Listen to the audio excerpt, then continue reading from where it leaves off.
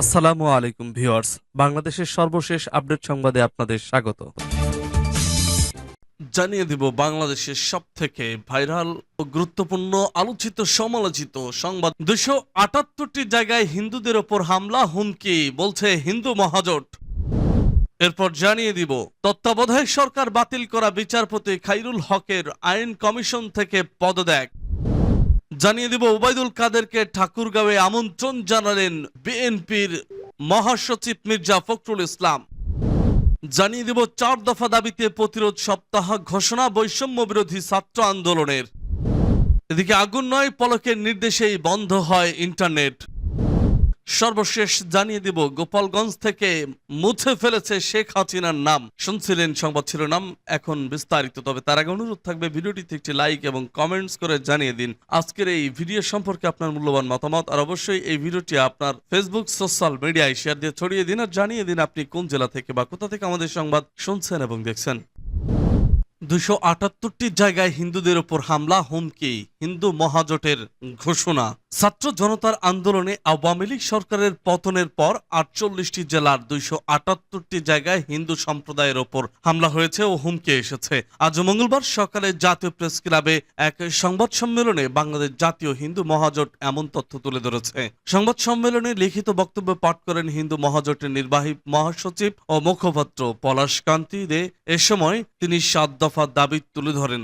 দাবিগুলো হলো সংখ্যালঘু সম্প্রদায়ের ওপর হামলার বিচার বিভাগীয় তদন্ত করা, সংখ্যালঘু সুরক্ষা আইন ও কমিশন গঠন, সরকারি খরচে বসতবাড়ি ও মন্দির পুনঃ স্থাপন, দ্রুত বিচার ট্রাইব্যুনালে দোষীদের শাস্তি নিশ্চিত করা ও তদন্ত প্রতিবেদন প্রকাশ করা, 2000 থেকে 2024 সাল পর্যন্ত সংখ্যালঘু নির্যাতনের প্রতিবেদন প্রকাশ করা, দুর্গাপূজায় 3 দিন ছুটি দেওয়া এবং সংখ্যালঘু মন্ত্রণালয় প্রতিষ্ঠা করা। তত্ত্বাবধায়ক সরকার বাতিল করা বিচারপতি খায়রুল হকের আইন কমিশন থেকে পদত্যাগ। তত্ত্বাবধায়ক সরকার ব্যবস্থা বাতিল করে রায় দিয়ে আলোচিত সাবেক প্রধান বিচারপতি এবিএম খায়রুল হক আইন কমিশনের চেয়ারম্যানের পদ থেকে পদত্যাগ করেছেন। মঙ্গলবার আইন মন্ত্রণালয় সূত্রে এ তথ্য জানা গেছে। সাবেক প্রধান বিচারপতি এবিএম খায়রুল হককে 2013 সালের 13 জুলাই 3 বছরের জন্য নিয়োগ দেওয়া হয়। এ পদে তিনি বাংলাদেশের প্রধান বিচারপতি প্রাপ্য বেতন ভাতা এবং অন্যান্য সুবিধাদি পেয়ে আসছিলেন। 2011 সালের 10 মে তত্ত্বাবধায়ক সরকার ব্যবস্থা প্রবর্তনে করা সংবিধানের 13 সংশোধনী অবৈধ ঘোষণা করে রায় দিয়ে আলোচিত হন সাবেক প্রধান বিচারপতি এবিএম খায়রুল হক। এই মামলার শুনানিতে বেশিরভাগ অ্যামিকাস কিউরি তত্ত্বাবধায়ক সরকার ব্যবস্থা রাখার পক্ষে মত দিলেও প্রধান বিচারপতি এবিএম খায়রুল হকের নেতৃত্বে আপিল বিভাগের পূর্ণাঙ্গ বেঞ্চ সংখ্যাগরিষ্ঠ মতের ভিত্তিতে তত্ত্বাবধায়ক সরকার ব্যবস্থা অবৈধ এবং বাতিল ঘোষণা করেন। তবে আদালতে ঘোষিত রায় পরবর্তী 10 মে ও 11তম নির্বাচন তত্ত্বাবধায়ক সরকারের অধীনে করা যেতে পারে বলে মত দিলে লিখিত রায় তা বাদ দেন বিচারপতি এবিএম খায়রুল হক। এরপর আপিল বিভাগের রায়ের আলোকে আওয়ামী লীগ সরকার সংবিধান থেকে তত্ত্বাবধায়ক সরকার ব্যবস্থা বিলুপ্ত করে। বিচারপতি এবিএম খায়রুল হক 2016 থেকে 19 ও সর্বশেষ 2022 সালে 3 বছর করে আবারও নিয়োগ পেয়ে দায়িত্ব পালন করেন। তিনি 2010 সালে 27 সেপ্টেম্বর দেশের 19তম প্রধান বিচারপতি হিসেবে নিয়োগ পান।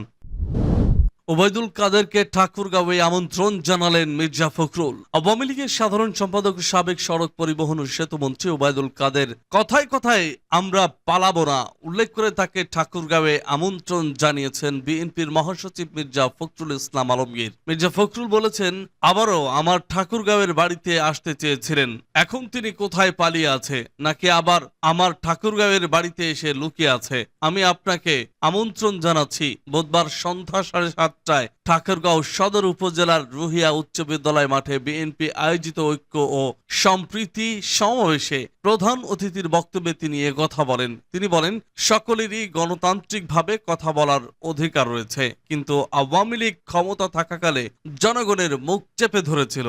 দেশটাকে তারা লুটপাট করেছে। কেউ কথা বললে মামলা দিয়ে হয়রানি করা হয়। ইতিমধ্যে আমাদের দলের 700 নেতাকর্মীকে গুম করেছে আওয়ামী লীগ। গোলাম আজমের ছেলেকে গুম করে করে আয়না ঘরে 8 বছর ধরে আটক করে রেখেছিল।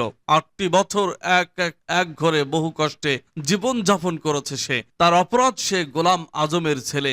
শেখ মুজিবুরের কন্যা এত নিষ্ঠুর নির্মম হয় কিভাবে? বিএনপির মহাসচিব বলেন, গত বছরের সেপ্টেম্বরের রুহেয়ায় বিএনপির বিক্ষোভ সমাবেশে আওয়ামী লীগের সন্ত্রাসীরা আমাদের নেতাকর্মীদের উপর হামলা চালিয়েছে। দলীয় কার্যালয়ে আগুন দিয়ে জ্বালিয়ে দিয়েছে। তারা আমাদের অনেক নেতাকর্মীকে আহত করেছে। আবার তারাই বিএনপি নেতাকর্মীদের উপর মিথ্যা মামলা করেছে। এই হলো আওয়ামী লীগ সরকার। তিনি বলেন, 2023 সালের ফেব্রুয়ারি মাসে বালিয়াডাঙ্গি উপজেলার এক রাতেই 14টি মন্দিরে হামলা চালিয়ে প্রতিমা ভাঙচুর করেছে আওয়ামী লীগের লোকজন। আওয়ামী লীগ নিজেরাই হিন্দু সম্প্রদায়ের উপর হামলা করে, মন্দির ভাঙচুর করে, তাদের সম্পদ লুট করে সেটা বিএনপির উপর চালিয়ে দেয়। জনগণ এখন সবই বোঝে কারা হামলা চালিয়েছে মন্দিরে। তিনি আরো বলেন, শেখ হাসিনা দেশ ছেড়ে পালিয়ে গিয়ে ভারতে বসে হিন্দু ভাইদের ঢাল বানিয়ে নতুন করে ষড়যন্ত্র শুরু করেছে শেখ হাসিনা। যখনই তারা হারতে থাকবে, জনগণ তাদের কাছ থেকে মুখ ফিরিয়ে নেবে, নির্বাচনে হেরে যাবে, আন্দোলনে হেরে যাবে, তখনই তারা বলবে যে হিন্দুদের উপর অত্যাচার হচ্ছে, লুটপাট হচ্ছে। অথচ শত শত বছর ধরে এই বাংলাদেশে হিন্দু, মুসলিম, বৌদ্ধ, খ্রিস্টান মিলে একসাথে বসবাস করে আসছে। আমরা একে অপরের বাড়িতে বিয়ে, পোষ পার্বণ সহ বিভিন্ন অনুষ্ঠানে যাই, একে অপরের বাড়িতে বাতাসা, ক্ষীর খাই। এই যে ঐক্য, এই ঐক্য তারা ফাটল ধরাতে চায়। তারা যত ষড়যন্ত্রই করুক, আমাদেরকে ঐক্যবদ্ধভাবে তা মোকাবেলা করতে হবে। 4 দফা দাবিতে প্রতিরোধ সপ্তাহ ঘোষণা। বৈষম্য বিরোধী ছাত্র আন্দোলনের ক্ষমতাচ্যুত প্রধানমন্ত্রী শেখ হাসিনার বিচার সহ 4 দফা দাবিতে প্রতিরোধ সপ্তাহ কর্মসূচি ঘোষণা করেছে বৈষম্য বিরোধী আন্দোলন। প্রচারণার অংশ হিসেবে মঙ্গলবার বিকেল 3টায় ঢাকা বিশ্ববিদ্যালয়ের রাজু ভাস্কর্যের সামনে বিভিন্ন প্লাকার্ড নিয়ে জড়ো হন শিক্ষার্থীরা। পরে শহীদের স্মরণে 1 মিনিট নীরবতা পালন করেন তারা। এরপর দোয়া ও স্মরণ সভা অনুষ্ঠিত হয়। সারা দেশের জাতীয় বীরদের শাহাদাতের স্থানগুলোর দিকে রোড মার্চ কর্মসূচির মধ্যে রয়েছে। বৈষম্য বিরোধী ছাত্র আন্দোলনের নতুন দাবি 4টি হলো: ফ্যাসিবাদী কাঠামো ব্যবহার করে চালানো গণহত্যার জন্য শেখ হাসিনা ও তার দলের নেতাদের দ্রুত বিচার নিশ্চিত করতে একটি বিশেষ ট্রাইব্যুনাল গঠন করতে হবে। আগুন 9 পলকের নির্দেশে বন্ধ হয় ইন্টারনেট। বৈষম্য বিরোধী ছাত্র আন্দোলনের গত 18 জুলাই প্রথম দফায় তৎকালীন ডাক, টেলিযোগাযোগ ও তথ্য প্রযুক্তি প্রতিমন্ত্রী জুনায়েদ আহমেদ পলক ও বিটিআরসি চেয়ারম্যান প্রকৌশলী মহিউদ্দিন আহমেদের নির্দেশনায় সারা দেশে ইন্টারনেট শাটডাউন করা হয়েছিল। আর মোবাইল ইন্টারনেট বন্ধ করা হয়েছিল ন্যাশনাল টেলিকমিউনিকেশন মনিটরিং সেন্টারের নির্দেশে।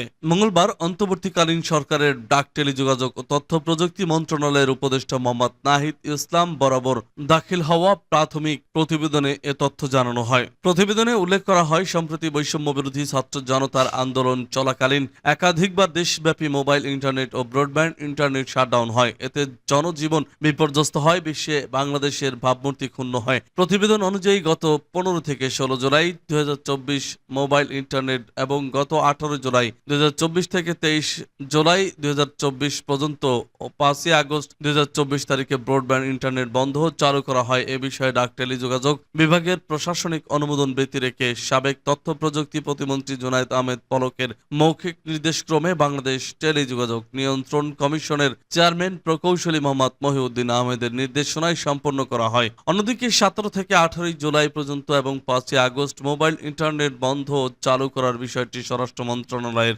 আওতাধীন ন্যাশনাল টেলিকমিউনিকেশন মনিটরিং সেন্টারের নির্দেশনায় সম্পন্ন করা হয়। ডাক, টেলিযোগাযোগ ও তথ্য প্রযুক্তি মন্ত্রণালয় থেকে গণমাধ্যমে পাঠানো সংবাদ বিজ্ঞপ্তিতে এ তথ্য জানানো হয়। সারা দেশে মোবাইল ও ইন্টারনেট ও ব্রডব্যান্ড শাটডাউনের কারণ ও সংশ্লিষ্টতার বিষয়ে ডাক, টেলিযোগাযোগ তথ্য প্রযুক্তি মন্ত্রণালয়ের উপদেষ্টা নাহিদ ইসলামের নির্দেশক্রমে তদন্ত প্রতিবেদন দাখিলের জন্য 7 সদস্য বিশিষ্ট কমিটি গঠন করা হয়। গঠিত কমিটি প্রাথমিক প্রতিবেদন দাখিল করেছে। বিজ্ঞপ্তিতে বলা হয়, প্রাথমিক তদন্ত প্রতিবেদনে জানা যায় যে ওই সময় ডাটা সেন্টারে আগুন লাগার সাথে ইন্টারনেট বন্ধের কোনো সম্পর্ক ছিল না। ইন্টারনেট বন্ধের সাথে ডাটা সেন্টারে আগুনে ক্ষতিগ্রস্ত হওয়ার বিষয়টি সম্পৃক্ত করে প্রচারণার মাধ্যমে সাবেক প্রতিমন্ত্রী জুনায়েদ আহমেদ পলক জাতির সাথে মিথ্যাচার ও প্রতারণা করেছেন। এ বিষয়ে অধিকতর তদন্ত চলমান বলেও জানানো হয়েছে। গোপালগঞ্জ থেকে মুছে ফেলেছে শেখ হাসিনার নাম। গোপালগঞ্জের কোটালীপাড়ায় একটি শিক্ষা প্রতিষ্ঠান থেকে মুছে ফেলা হয়েছে সাবেক প্রধানমন্ত্রী শেখ হাসিনার নাম।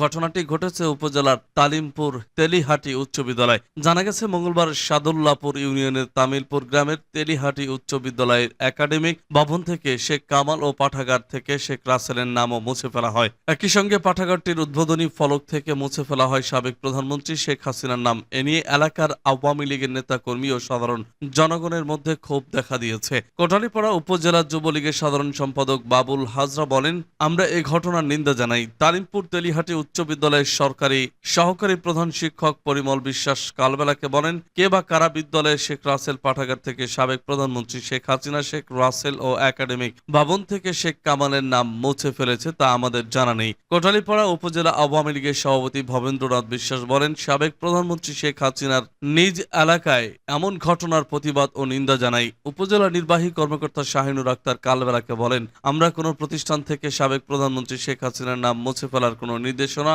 এখনো পাইনি। কোনো প্রতিষ্ঠান থেকে শেখ হাসিনার নাম মুছে ফেলা সেটা একান্তই তাদের বিষয়। গোপালগঞ্জের জেলা প্রশাসক কাজী মাহবুবুল আলম কালবেলাকে বলেন, এ বিষয়টি আমার জানা নেই, তবে তদন্ত করে দেখা হবে। উল্লেখ্য 2023 সালের 25শে ফেব্রুয়ারি সাবেক প্রধানমন্ত্রী শেখ হাসিনা গোপালগঞ্জের কোটালীপাড়া উপজেলার তালিমপুর তেলিহাটি উচ্চ বিদ্যালয়ে শেখ রাসেল পাঠাগারের উদ্বোধন করেন এবং জনসভায় ভাষণ দেন।